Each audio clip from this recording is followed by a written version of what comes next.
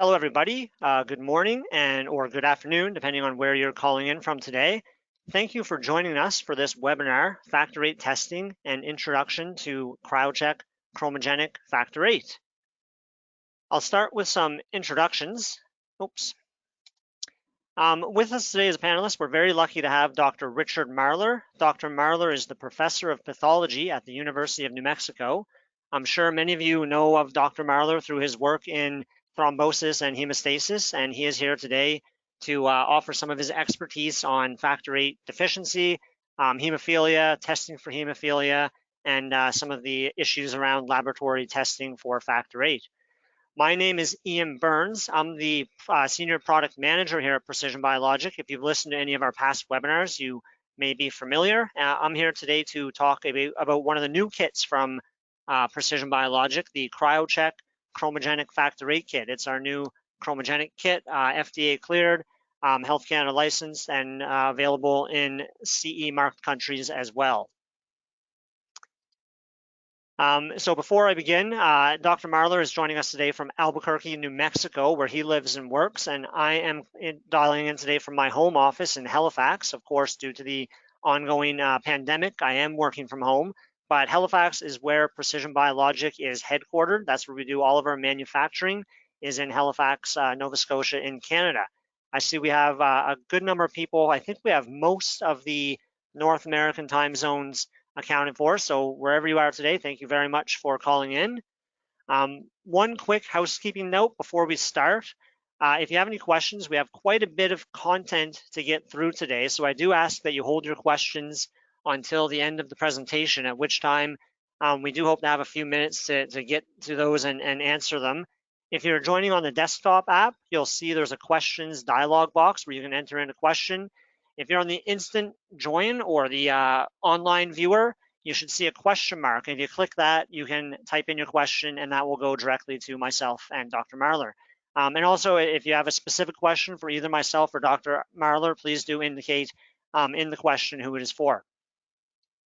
So what can we expect to talk about today? So Dr. Marlar has a very informative presentation today. He's going to talk about the history of hemophilia and hemophilia treatment, some of the various options currently available today for treatment of hemophilia A, including some of the extended half-life products and non-factor replacement therapies. Dr. Marlar will talk about the current methods for laboratory testing for factor VIII activity, as well as some of the issues around testing that we've seen come up in the last several years. Following Dr. Marlar's presentation, I'm going to take a few minutes to talk about the new CRYOcheck Chromogenic Factor VIII kit from Precision BioLogic. It's a new assay for the quantitative measurement of factor VIII. And we'll also discuss some of the common misconceptions we've heard in chromogenic factor VIII testing. As we developed this product, we did talk to a number of our customers and partners, and there seemed to be a few common issues that kept coming up, and we certainly worked to design solutions into our product. So I want to talk to that a little bit today. So with that said, again, Dr. Marlar, thank you so much for being here today. Very excited to see your presentation. I will hand it over to you for hemophilia, new treatments, new testing, and new perspectives. Dr. Marlar? Thank you, Ian. I'd like to welcome everybody to this presentation. As Ian said, I'm in Albuquerque right now and also working from home or presenting from home. We're going to talk about the new testing protocols that are out there and new treatments and how they interact and how you will have to interact with the laboratory on that. I see. Ian, I don't think I have control here to move forward. I think you've got it now. Try to click. You may have to click once to get started, Dr. Marlar. Okay. There. Okay. Thank you very much. What I'm going to talk about initially is we'll talk just briefly in a couple of slides about the disease, hemophilia, and treatment. But we'll spend a lot of our time talking about the new treatment products that we have and how they are assayed or will be assayed by the different types of assays that are available. And I think all of you are aware that there are two basic types of assays that are being used. The one-stage assay, which is the basic clotting assay that I think all of you are familiar with. And then there's the chromogenic two-stage assay, which has been around a while, but is becoming more and more popular, especially with all of these new treatment products.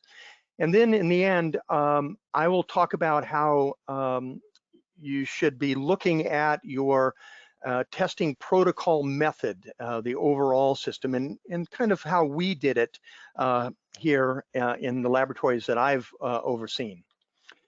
But to start with, as usual, we have to talk about basic coagulation.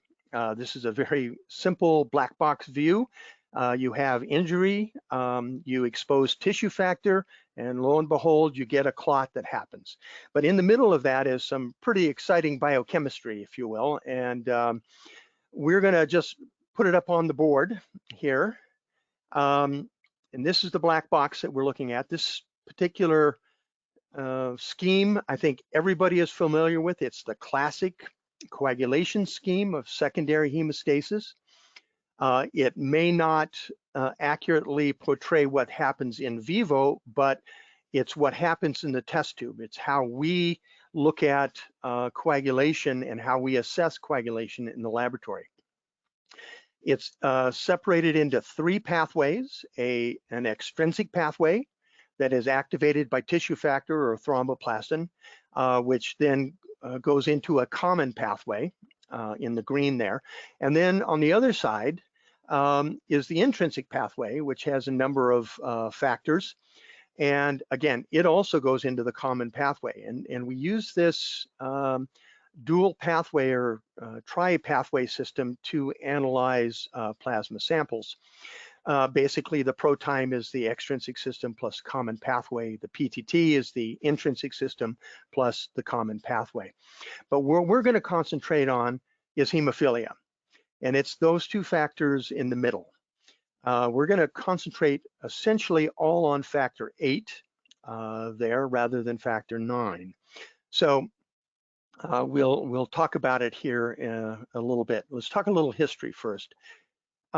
Basically, I think that all of you probably realize that hereditary, spontaneous, uncontrolled bleeding dates back hundreds, if not thousands of years. We've seen in some of the early writings talking about uncontrolled bleeding back then.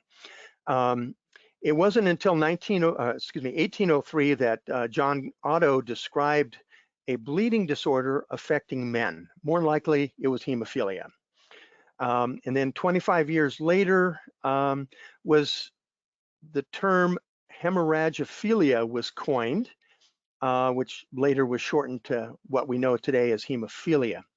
And what's very interesting to me is that it wasn't until 1947, 120 years later, that we actually distinguished that there are two types of hemophilia. Clinically, both hemophilia A and hemophilia B are indistinguishable, and it takes the laboratory to determine what type of hemophilia a patient has. So the lab plays an extremely important role in that. And it also plays an important role into the severity of the type of hemophilia the patient has. Treatment, basically, there was nothing before the middle 1800s to the early 1900s. Hemophiliacs in the 1900s were treated by essentially direct transfusions from a family member to the patient. It didn't work all that well, but that was the only source we had. And at that point, up until then, the life expectancy was only 13 years of age for a hemophiliac, which is not very old. In 1926, plasma, when we started separating out blood from its cellular components, that we started seeing that transfusions of plasma control the bleeding of joint bleeds. And then in the 50s, 60s, and 70s, we started breaking plasma down. We made cone fractions, cryoprecipitate, factor VIII, factor IX concentrates that actually we were able to treat hemophiliacs. We extended their lifespan and their quality of life with these products. And then in the 1990s and the 2000s, recombinant factor VIII was developed. The factor VIII gene was isolated and it was inserted into cells that made factor VIII, recombinant factor VIII, and that was then used to treat patients. Then from about 2010, we started modifying that gene and started making extended half-life products, because the factor VIII, the recombinant or plasma-derived factor VIII, only lasted 8 hours. We wanted it to last more. So we started modifying the products in a variety of ways. I'll go through the general concepts. And now, even in the last few years, we're starting to see non-replacement therapies, non-factor VIII being used to treat hemophilia. And then ultimately, I think in clinical trials today are gene therapy. I think they're going to improve significantly as the vectors become better and we start modifying the factor VIII gene to make it survive better and work better in patients. So I think that's the new products that we have. We'll talk about them in a little more detail during this talk and how we can assay them. Well, just to talk a little bit about hemophilia. Hemophilia is the major cause of inherited coagulation disorders. So we're talking about coagulation or secondary hemostasis. We're not talking about primary hemostasis, such as von Willebrand's disease or platelet disorders. We're talking about coagulation. Essentially, hemophilia accounts for at least 99% of all the coagulation hereditary bleeding disorders. 4/5 are hemophilia A, 1/5 is hemophilia B. Hemophilia C, which is factor 11, and all of the other ones, prothrombin, fibrinogen, factor 10, factor 5, factor 7, all of those are 1% of all of the coagulation disorders. So the majority are hemophilia A and B. And the reason for that is that hemophilia A and B, both the 8 and 9 gene, are on the X chromosome, so that males, if they inherit a bad X chromosome, they will develop hemophilia, whereas in the female, they will become a carrier. The prevalence in the United States is about 1 in 6,000 male births, and it varies over time and over places on that. But we're seeing about 1 in 6,000 male births on that. We're going to stick from this point on with factor VIII deficiency, known as hemophilia A. As I said, it's on the X chromosome. So women are carriers. They have one bad X chromosome and one normal chromosome. And because of the molecular biology that's involved, they can become bleeders. And actually, carriers are known to have bleeding complications. Today, we have well over 300 known mutations in hemophilia, different mutations, whether that's a point mutation or a deletion or a transcriptional error or something going on like that.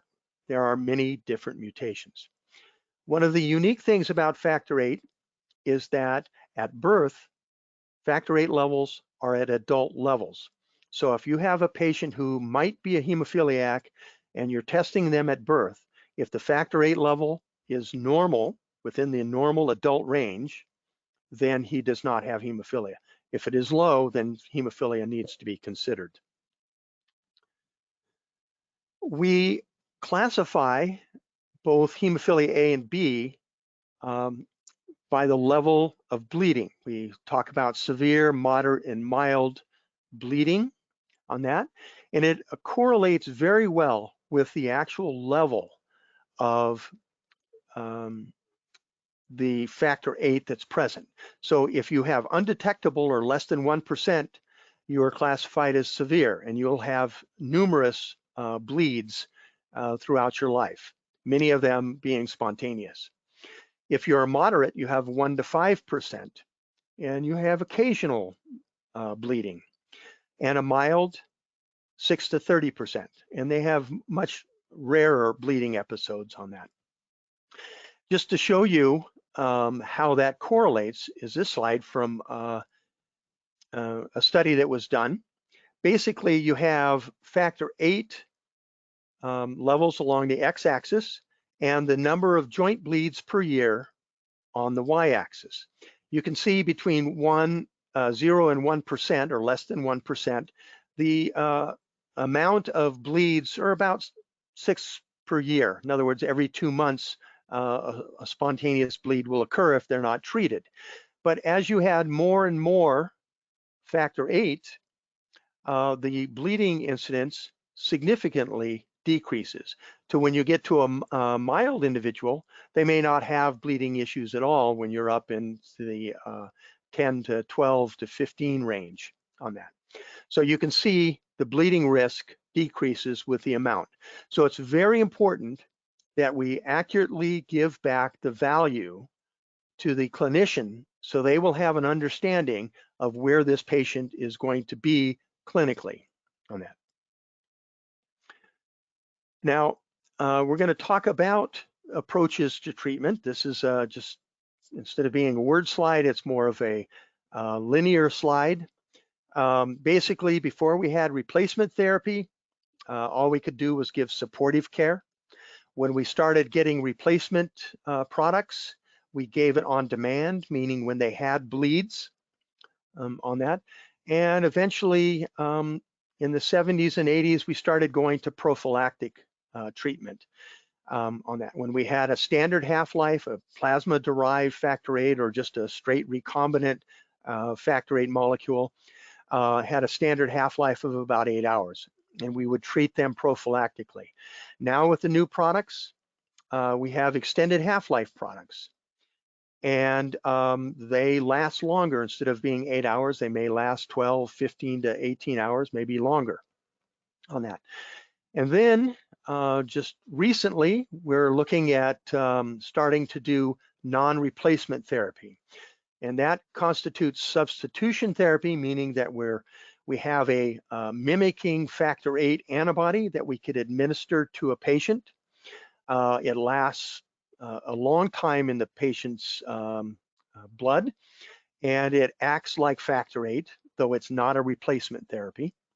And then we have new products that are not replacement therapy, not a factor VIII molecule, but in actual fact is an anticoagulant, so that we're kind of rebalancing the hemostatic system. So we kind of level it out.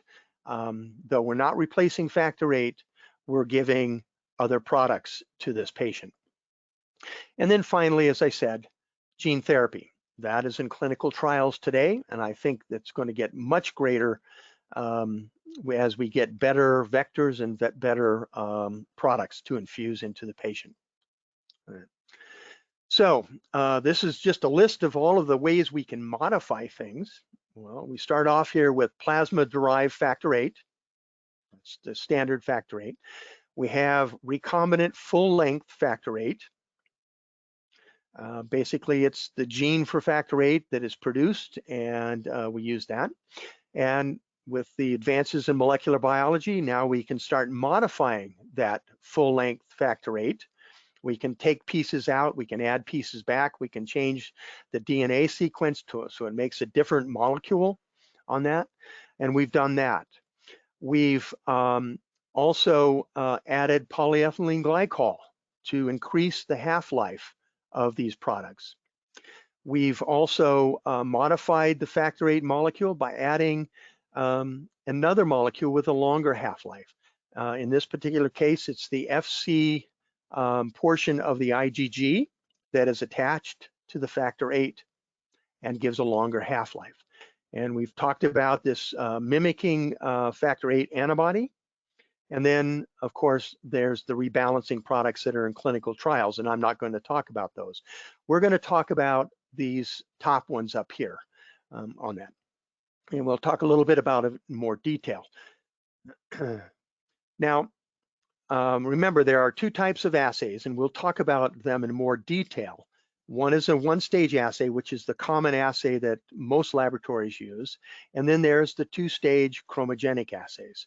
So if you have a plasma-derived factor VIII or a straight recombinant factor VIII molecule, that looks like this. This is, has all of the domains on it. Both assays appear to accurately measure the amount of factor VIII in that sample. So with these normal types of factor VIII, we get normal, accurate results. As we start modifying things, such as removing the B domain here, we start seeing discrepancies in the one-stage assay.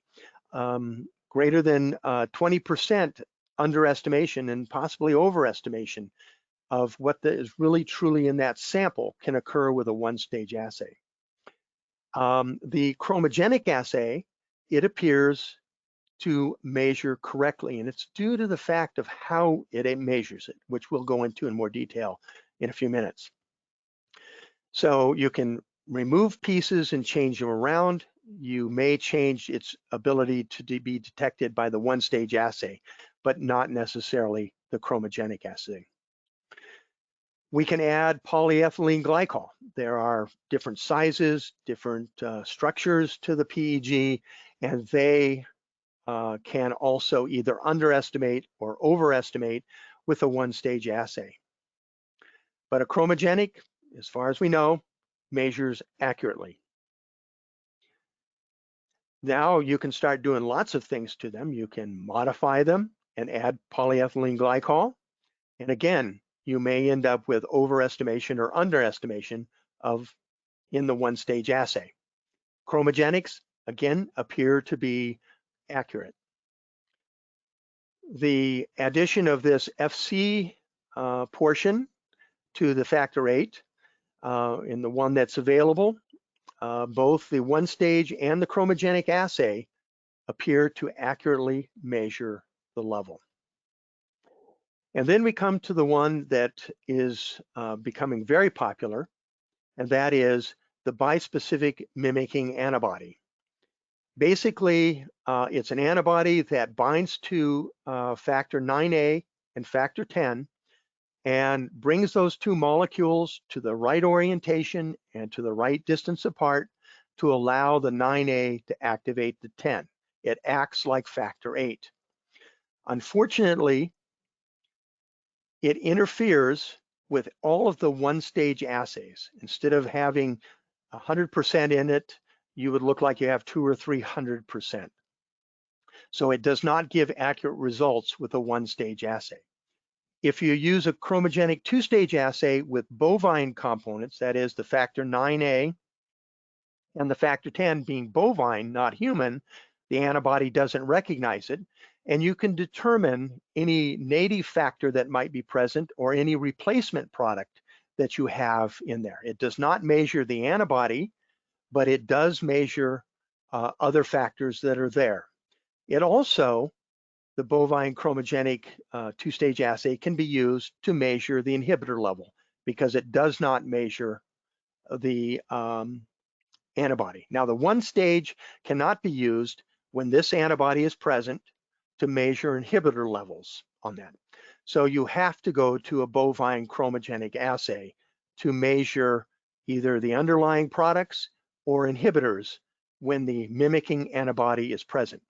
And if your hemophilia treatment center is like ours, our physicians are putting a lot of these patients on this mimicking antibody because it really helps reducing the number of bleeds.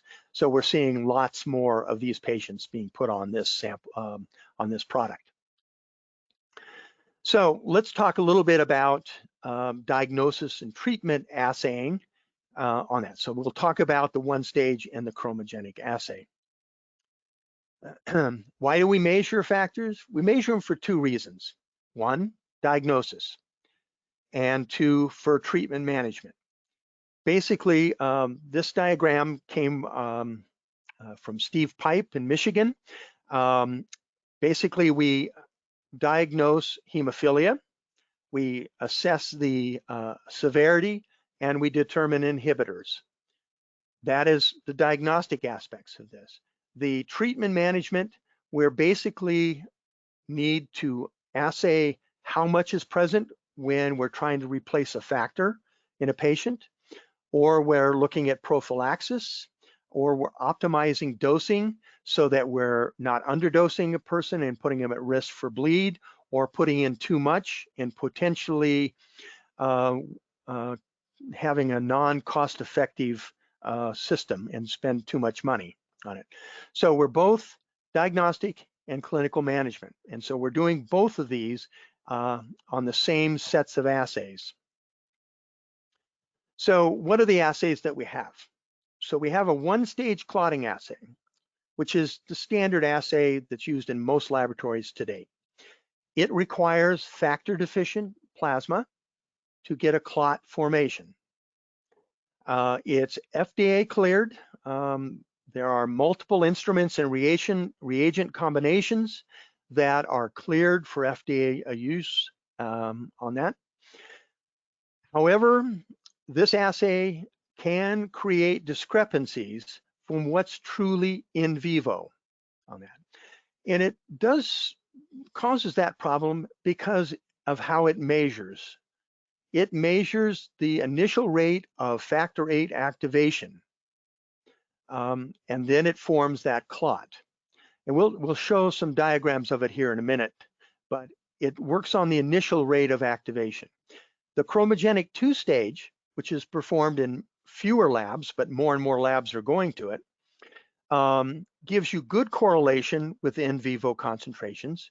There are a number of FDA cleared kits on the market, but I have to say some of the kits may not be easy to use and may not work on specific instruments.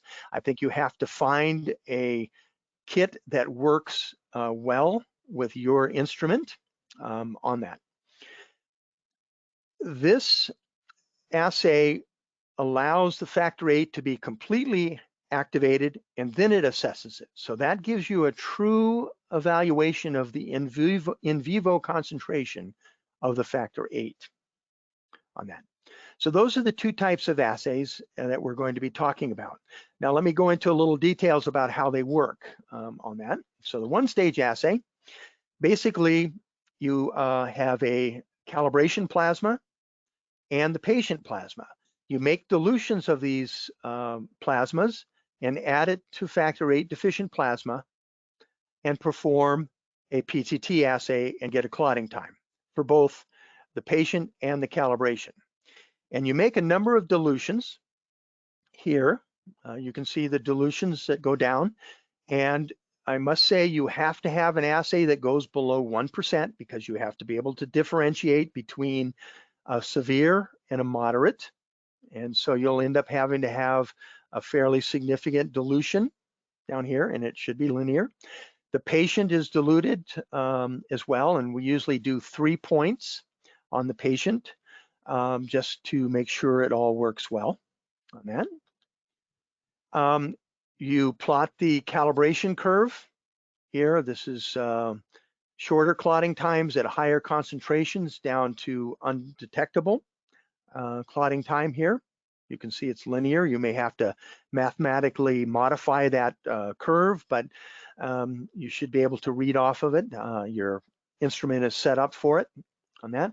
Then you plot the patient's curve on that, and you're able to read off the calibration curve to how much factor is present in that patient on that.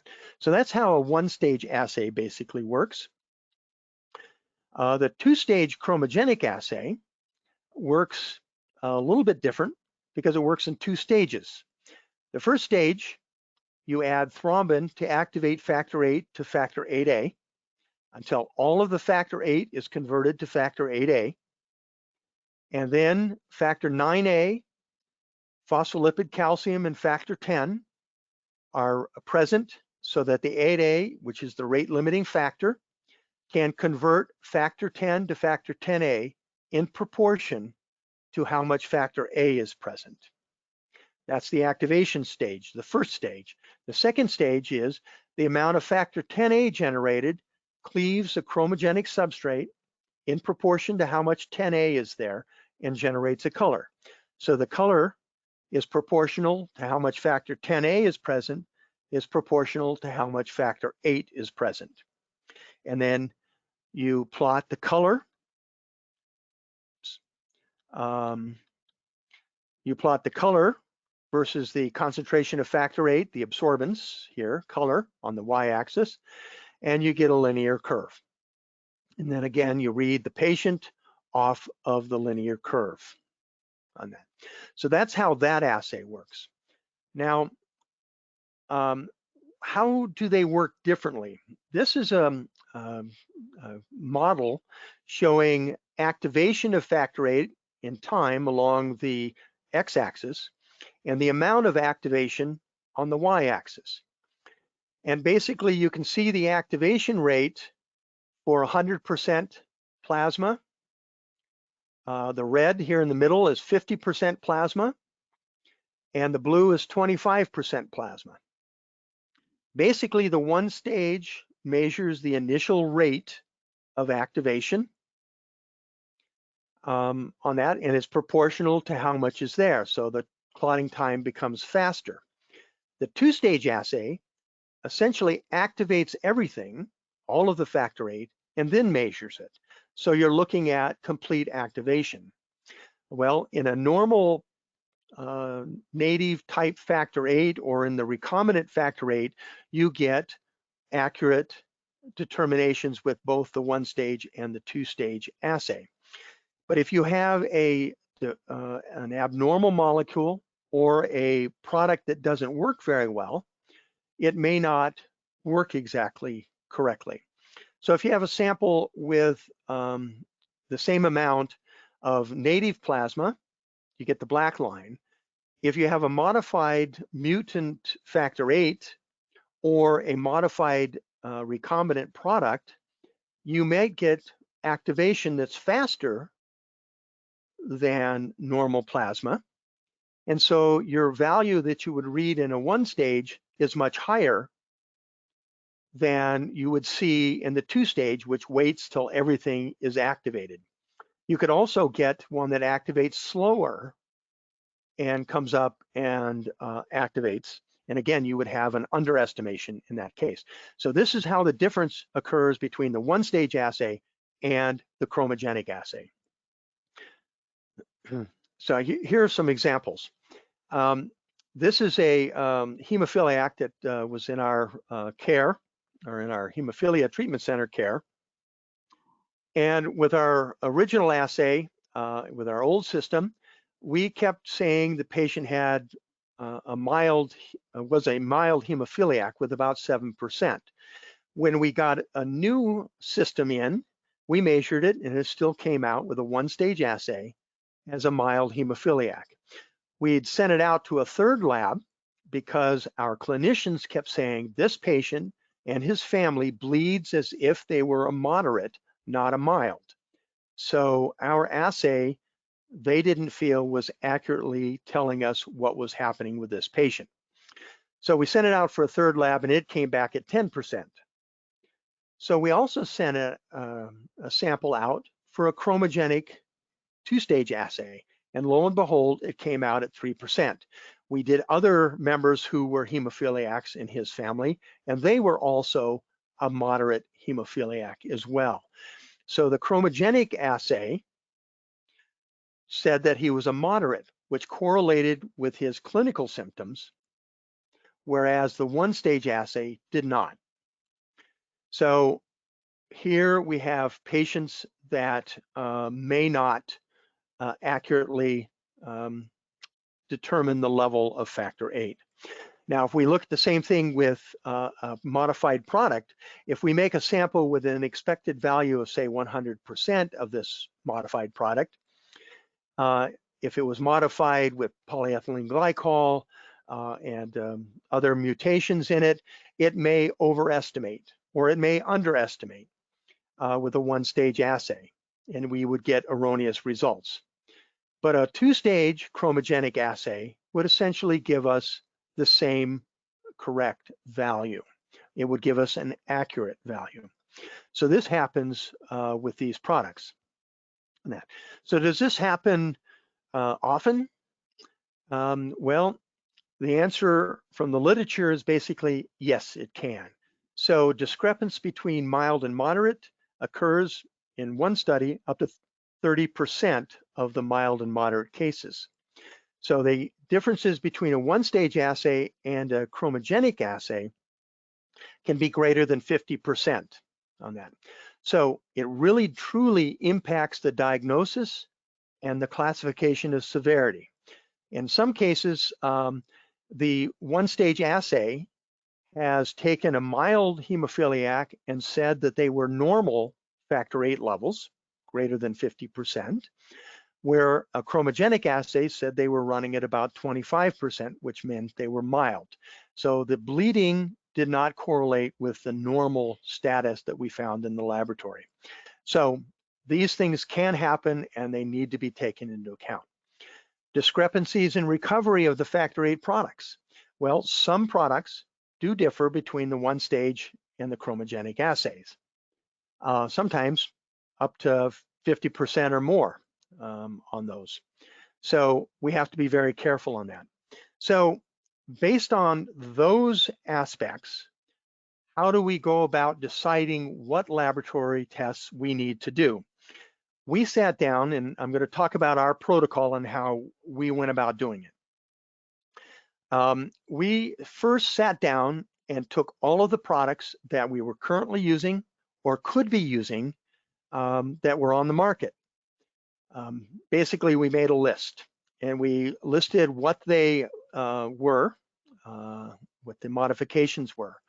And then we went to the field studies that were done for each of these products, and we looked for our product or for our PTT reagent. We have a silica-based PTT reagent, and we looked at what the literature said would happen on that.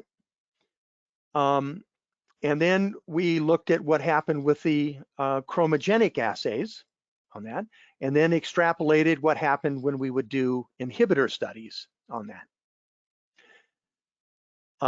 So the left-hand side of this just really are inserts or blow-ups of the chart over here. So you can see the product name, the product molecular type, the what we got for the one-stage assay, what the bovine chromogenic assay gets, and then what would happen with an inhibitor assay with both of those. And you can see here we get overestimation with our silica PTT with the monoclonal antibody, the mimicking antibody on that. It's undetectable with a bovine. We're not able to do inhibitor assays when the patient is on this mimicking antibody, and we could use a bovine chromogenic assay to measure inhibitor levels on that. So you can see how we made this chart. And then we sat down and said, this is what we are currently doing. This is our algorithm that we have. First off, we had to look at how we were clinically going to get our information about the patient. The clinician wants to have a factor VIII level. We somehow have to figure out what product that patient is on. You can have a separate test menu for that. You can have communication, either verbal or in writing, about what this patient is on, but somehow the laboratory needs to know what products this patient is on. And then it comes down to the lab's decision.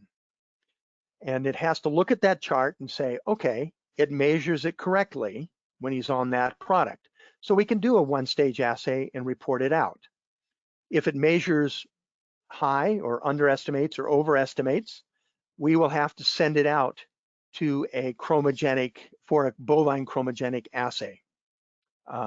If we were going to just stay with the one-stage assay, and then we would get a result.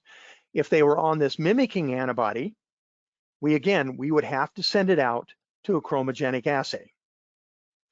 And we would have to wait the days it would take to get a result on this. So as more patients go on this mimicking antibody and the number of over and underestimation of products, we decided we were sending out way too many factor VIII chromogenic assays, that it was not cost effective to do that, just having a one-stage factor VIII assay. So we decided we would go to a chromogenic two-stage assay. The majority of the products are measured correctly, so we could do our chromogenic assay.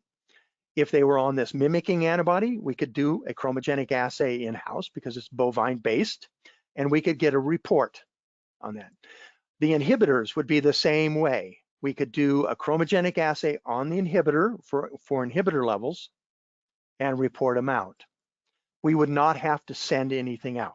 Now, if our clinicians wanted to know exactly how much mimicking antibody was present, we would have to send that out to have it done on a human chromogenic assay. To date, we have not had any requests to actually test the mimicking antibody, and our hemophilia docs don't feel that they're going to ask us for that at this point on it. So for us, this was a much more cost-effective way to do it. Now, what are the other options that we explored? We explored possibly setting up calibrators for each of those that under or overestimate. Unfortunately, there are not calibrators out there specific for these products. We would have to make them up ourselves, hence it wouldn't be FDA cleared. We would have to figure out what the value is, and somehow we'd have to validate that. So that was really not a good option. We could continue to send out the tests and just have a higher send out costs on that.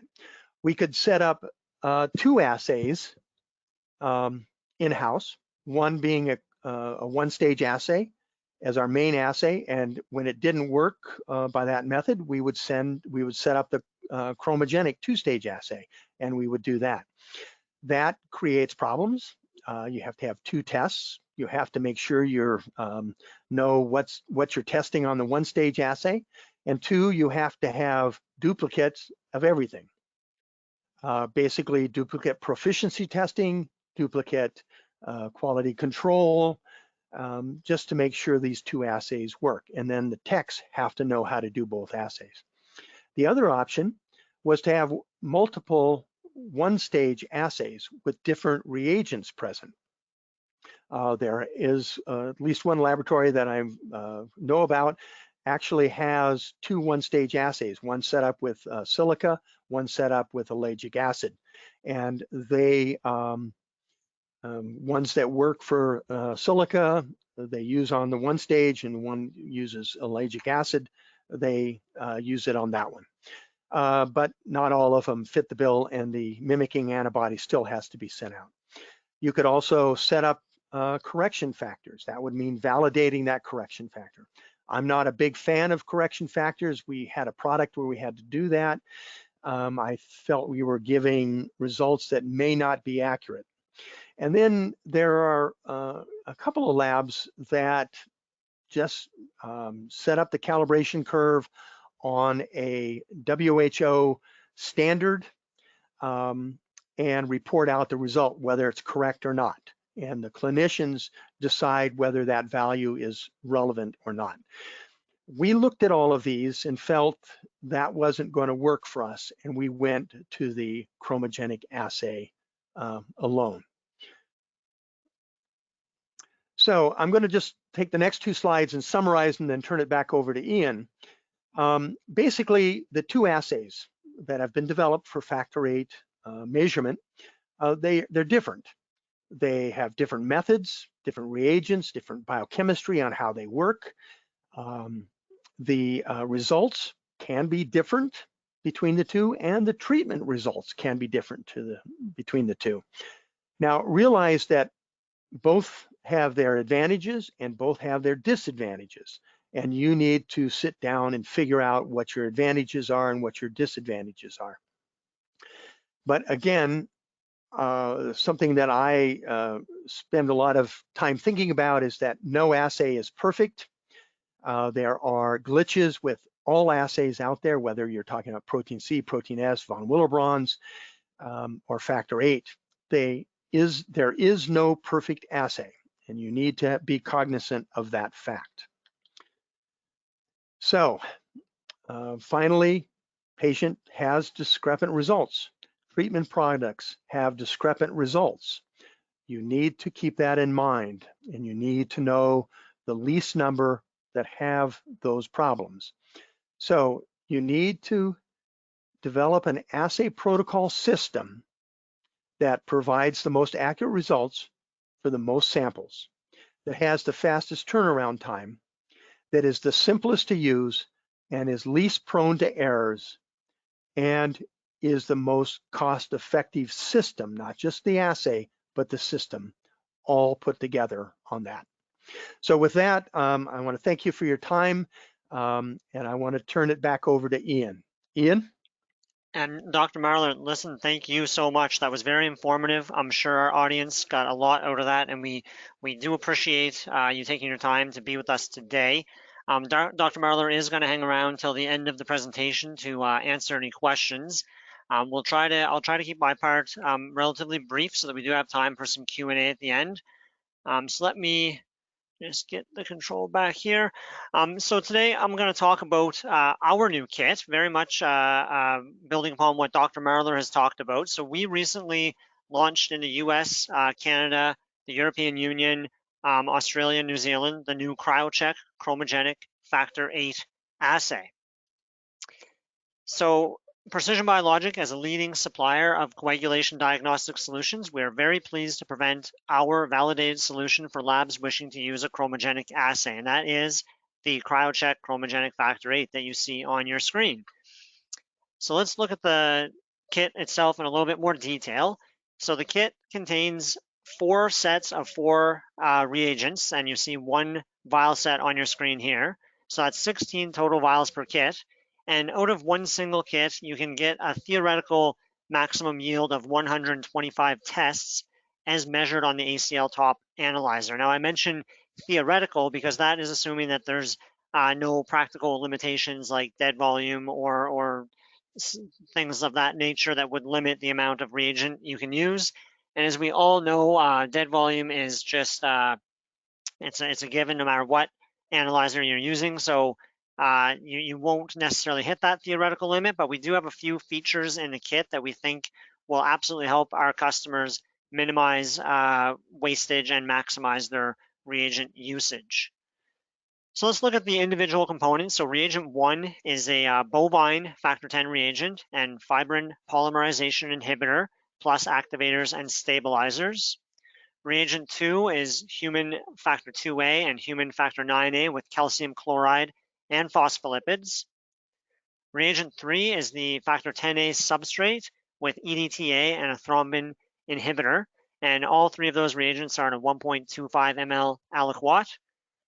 And then the last component is the diluent buffer, which is a buffer solution with 1% BSA and a heparin antagonist, and that's in a 7 ml aliquot. So what are some of the key features of this kit that make it stand out in the market? First and foremost, as with all of our CRYOcheck products, it comes in a frozen format, so it's ready to use in minutes, just 4 to 5 minutes thawing in a 37-degree water bath. No need to reconstitute, so therefore no reconstitution errors, no need for a specific type or volume of water to be on hand, no need for a pipette at all. So it's very simple to prepare and ready for use.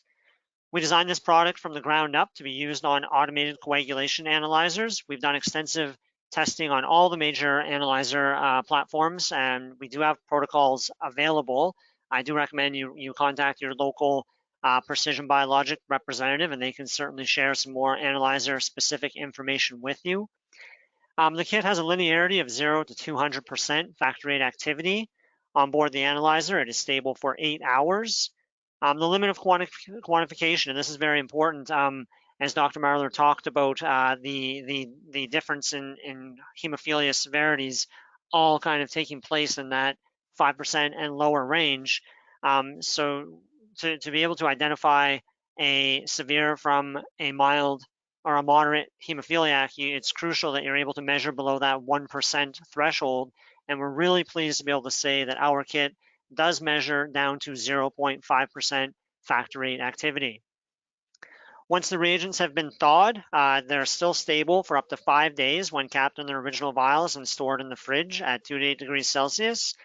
Further to that, they can be refrozen at -70 for up to 1 month. So any reagent that's not used on its original thaw can be either refrigerated or frozen for use at a later time. And the kit does contain a bovine-based factor X reagent.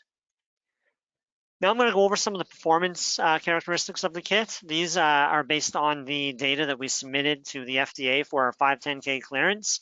The first thing I wanted to share was this calibration curve. It's an example calibration curve from one of our analyzers, one of our ACL top analyzers. The aspect of this that I really wanted to highlight was that on the top, there's a single calibration curve for the entire range of the assay. No need to maintain two separate curves, a high and a low curve. All samples can be read off a single curve. If the sample is below a certain threshold and a low factor VIII activity, the analyzer will automatically reflex, redilute that sample and measure on the same single curve. If you know that you're testing low samples, you can eliminate the initial high level dilution and move straight to that low activity dilution. So linearity, we established linearity in accordance with CLSI guidelines. We used 3 lots of CRYOcheck Chromogenic Factor VIII. We started with a high factor VIII concentration plasma that was then diluted down with a congenital deficient plasma, 0% factor VIII activity, to create 15 distinct dilutions, which we then tested from 0 to 260%. And the range at which we saw no non-linearity in these samples was from 0 to 200%. So that is the linear range of this kit. I'll talk again about our limit of quantification, because I do think that is so important. For the LOB, LOD, and LOQ, we did repeat measurements of unique negative samples, and that set our limit of blank at 0.4%. Subsequent to that, our testing showed that the LOD and the LOQ were at 0.5% activity. So again, below that crucial 1% factor activity threshold. Method comparison. So as part of the FDA application process, we did compare our kit to an in-market kit, which in this case was the COATEST Chromogenic Factor VIII.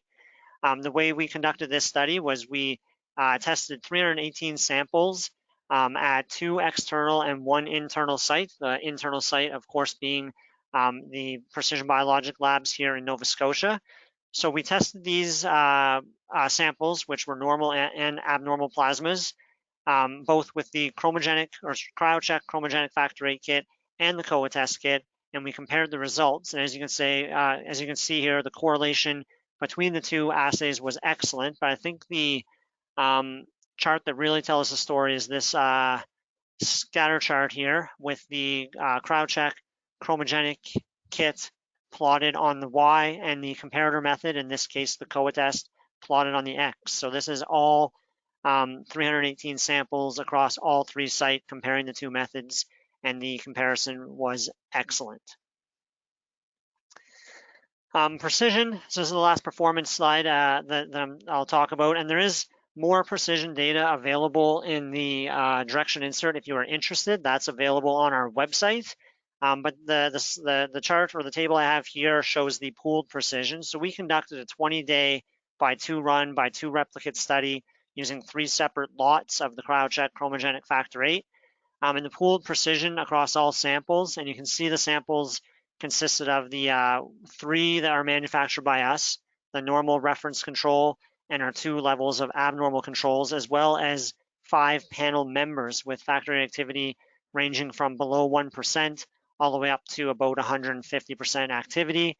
We saw really good CVs across the board, 3.7 to 9.1% for all samples, which is very good or even better than other kits in the marketplace. And on that very low 1% factor VIII sample, the SD on that was 0.1%. So now I want to talk a bit more about the stability claims that we make with this product. I think that our customers using this kit are going to find them very beneficial in how they set up their testing. But before I get into that, I'll just quickly lay out the preparation process. Very simple. The 3 smaller aliquots, the 4 ml vials, are thawed for 4 minutes in a 37-degree water bath in our supplied foam floaties. the diluent buffer, slightly larger aliquot in that vial, so it is thawed for 5 minutes, again at 37 degrees C, and it has its own dedicated foam floaty. Those floaties come with all new kits. If you need more floaties, please reach out to our customer care department. We always are happy to provide those at no cost. So our stability can basically be broken out into 3 sections. We have the onboard, refrigerated, and frozen stability of the kit once thawed. This is all in-use stability, so to speak. So onboard the analyzer is 8 hours. It was very important to us that we were able to make that 8-hour claim to allow the reagent to be on board for what would be a typical laboratory shift. So we certainly have done that. Then anything that's been used for less than 4 hours on board the analyzer can then be stored for up to 5 days when in the refrigerator at 2 to 8 degrees Celsius. So again, our aim here is to minimize wastage. If you're unable to utilize an entire vial of reagent, you can move that to the fridge, leave it for 2 to 8 or up to 5 days, and then take it out at a later date to do more testing. And very similar with the freezing claim, it can be stored in a minus 70 degree freezer for up to 1 month. Anytime in that 1 month, you can take the reagent out of the freezer, thaw it, and do additional testing. So with this slide, I just wanted to give a bit of a real-life example of what benefits you might get from having reagent that you can freeze or refrigerate and use at a later time. So imagine this as we're talking about 3 separate runs of Factor VIII testing with our kit. So you'll see here on the left, we have the level bar of reagent in the vial. So in orange, we have available reagent. And then in red, we have that portion of the vial that's inaccessible to the analyzer. We'll refer that as dead volume. So if you set up a day of testing, you would run your vial to depletion. That dead volume could then be frozen or refrigerated. On your second day of testing, similar process, you use the available reagent. The remainder or the dead volume can be frozen or refrigerated. And then we'll suppose here that there's a third day of testing where you take those 2 vial sets that are now either frozen or in your fridge, you remove them.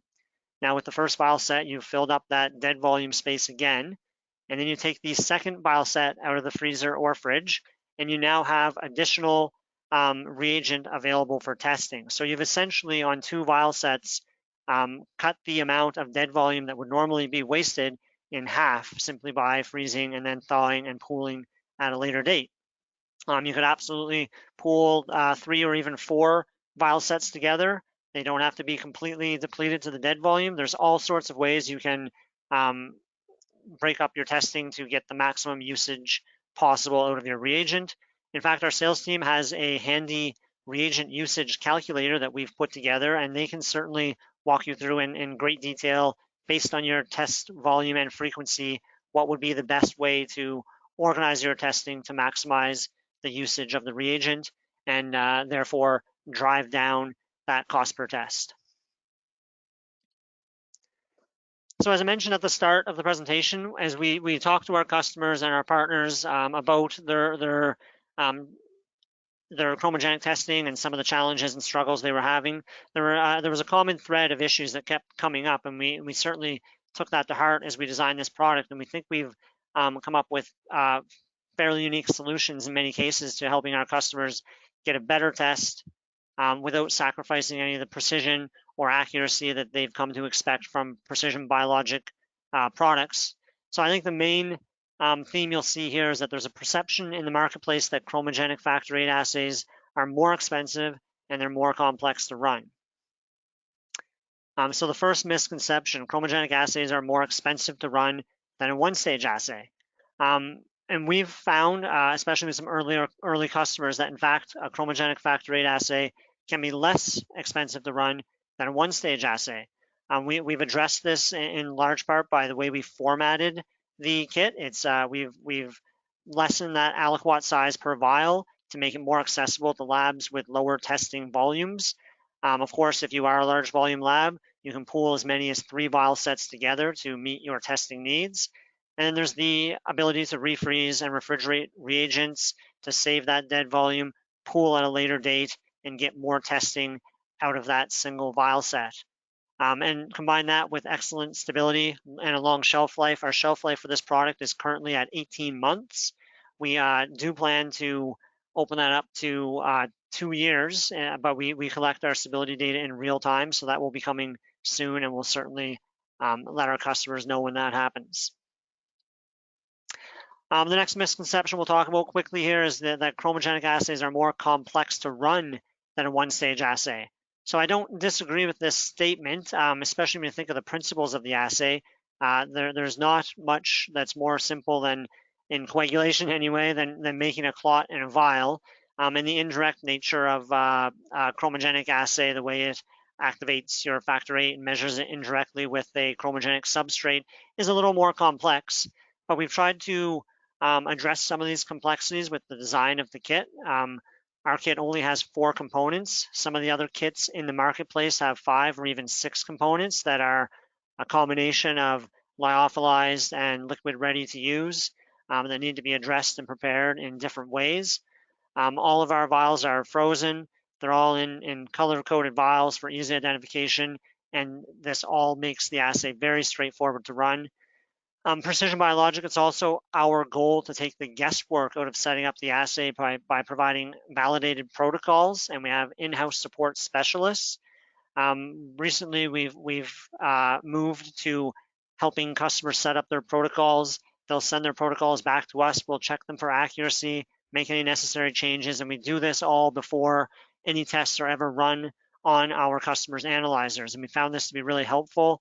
In different times, we would like to send someone on site to help with this, but obviously we're limited in our ability to do that during the pandemic. So we've gotten very accustomed to doing these setup tasks via Skype or Teams or even GoToWebinar.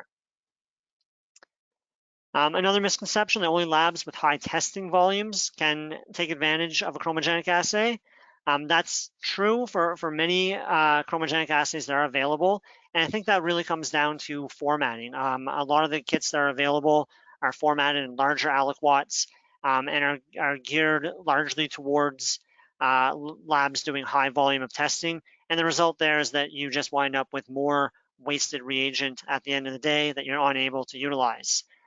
So with our kit, each vial set is suitable for 31 factor VIII activity assays, and that's based on the ACL Top family of analyzers. And with that refrigeration or freeze claim, you can further break that testing up to suit your specific needs in the lab.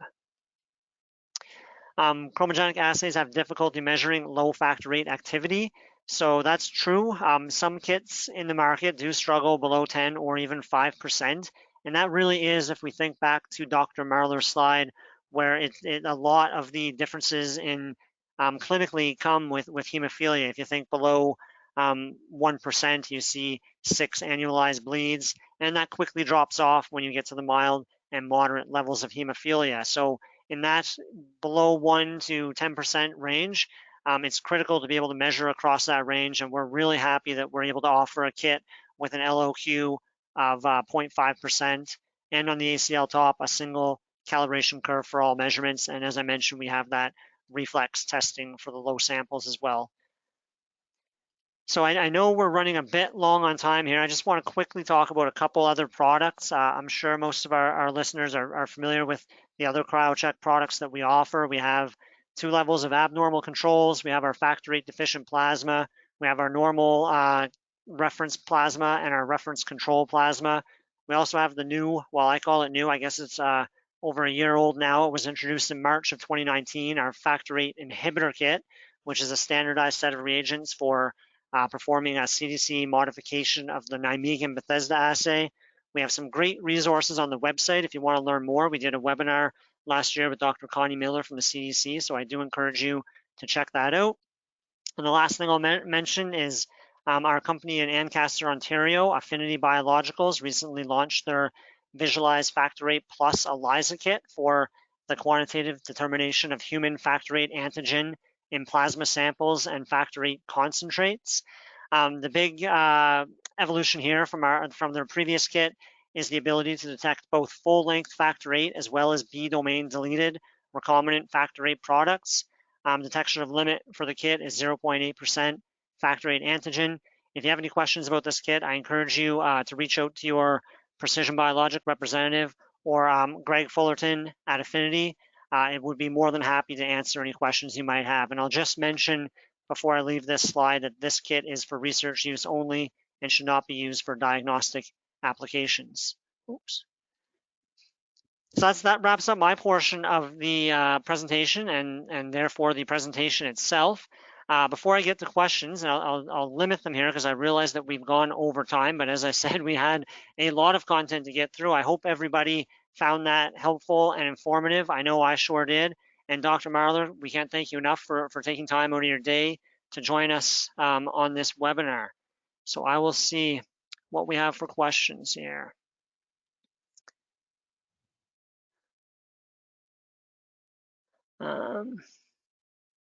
So question here to Dr. Marlar, to confirm your facility no longer offers one-stage clotting factor VIII assay. Oh, Dr. Marlar, I think I'm gonna have to unmute you. Sorry here, 1 second. Dr. Marlar, are you still online with us? So we might have lost Dr. Marlar. I'll just message him here. I do see a question for me. So can the chromogenic kit be used to measure hemophilia? So we don't make any specific claims to drugs in our package insert, but I can say that we're doing some studies ourselves, and we know that there's some studies being done externally, and we're very excited, and it's in this area. So if you're interested in being kept up to date on that, I recommend that you reach out to your representative from Precision BioLogic, and they will be sure that you get that poster or paper when it becomes available. Ian, can you hear me now? Yes, Dr. Marlar, I can hear you now. Okay. Did you have the question? I'm sorry, I was trying to get unmuted. The question was to Dr. Marlar to confirm your facility no longer offers a one-stage clotting factor VIII assay. We are in the process of converting from our one-stage assay to a chromogenic two-stage assay. And once we have that fully validated and up and running, we will not be offering a one-stage factor VIII assay. So yes, we are going to go to a chromogenic based factor VIII assay. Excellent. Thank you, Dr. Marlar. Another question, how many freeze-thaw cycles are allowed for each set of chromogenic factor VIII reagents? So that's one freeze-thaw cycle for a given set of reagents. So you thought for your initial use, and then you're able to freeze that down at -70 and thaw it one additional time. So I'm just looking through to find it. They make the question box very small here, so bear with me. So the question is, we have a low volume of chromogenic ordering. Can the kit thaw and aliquot the smaller containers so that we can refreeze and use as needed? And how long would the stability be? So yes, you can thaw the kit initially, aliquot into smaller containers, and then refreeze those containers at -70, and that will be good in those vials for up to 1 month. So during that 1 month, you would have to utilize all of the vials that you've aliquoted into, but inside that month, that's perfectly okay.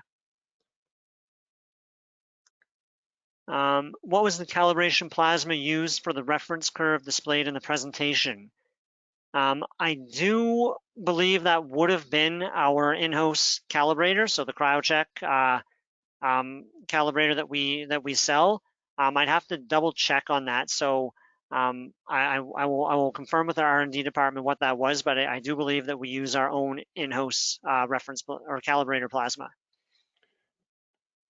So Dr. Marlar, I'm just looking, we've now gone 10 minutes over, so I see there's questions coming in, and I know I missed a few as I went through here. I'll be sure to get to everybody following the webinar and make sure that all of the questions are answered. So I do appreciate all the questions asked, but I do think we have to wrap this up in the respect of time. I want to thank everybody again for joining us today. And Dr. Marlar, thank you for taking time out of your day. It was a pleasure to have you on the call with us to present. And again, thank you very much, everybody. Have a great day. Ian, I just wanted to say I'm more than willing to, if you want to email me directly with questions, I'm more than willing to address any questions that anybody might have in this. And I Perfect. think if they don't have my email address, they can get it from their salesperson with Precision BioLogic. Yep, absolutely. Thank you for mentioning that, Dr. Marlar. So that's great. Dr. Marlar's will be able to. So if you have any questions for him directly, please send those through, and we'll make sure to get back to you on that. All right. Thank you, Dr. Marlar. All right. Thank you, Ian. Take care. Have a good day, everyone. Goodbye, everybody.